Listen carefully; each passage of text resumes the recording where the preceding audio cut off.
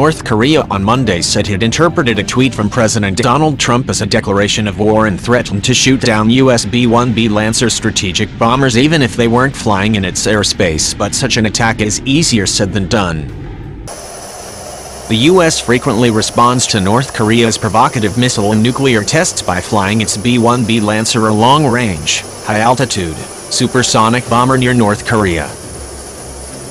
Fighter jets from South Korea and Japan often accompany the bomber, and sometimes they drop dummy bombs on a practice range near North Korea's border. The move infuriates North Korea, which lacks the air power to make a similar display. North Korea previously discussed firing missiles at Guam, where the US bases many of the bombers, and it has now discussed shooting one down in international airspace. On Tuesday, South Korean media reported that North Korea had been reshuffling its defenses, perhaps preparing to make good on its latest threat. But the age of the country's air defenses complicates the task. North Korea's air defenses are pretty vast but very dated, Omar Lamrani, a senior military analyst for Stratfor, a geopolitical intelligence platform, told Business Insider.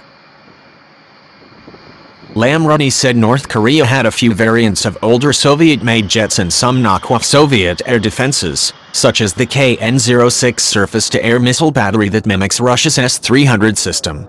From the ground, North Korea's defenses are not really a threat to high-flying aircraft, especially if you're flying over water, Lamrani said. But North Korea does have one advantage: surprise. When aircraft enter or come close to protected airspace, intercepts are common. Very often, military planes will fly near a group of jets and tell them they are entering or have entered guarded airspace and that they should turn back or else.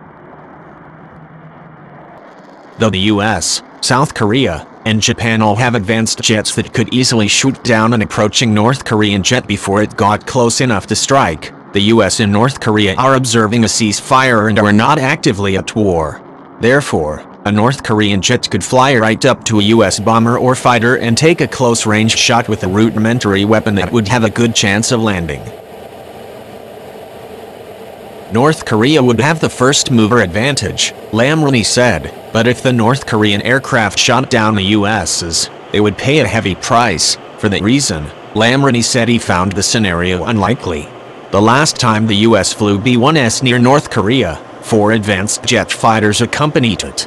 North Korea's Air Force is old and can't train often because of fuel constraints, according to Lamrani. The US or its allies would quickly return the favor and destroy any offending North Korean planes. Additionally, South Korean intelligence officials told NK News that North Korea couldn't even reliably track the B-1B flights. To avoid surprising the North Koreans, the US even laid out its flight path, an official told NK News. At this point, even North Korea must be aware it's largely outclassed by the US and allied air forces, and that taking them on would be a suicide mission, Lamrani said.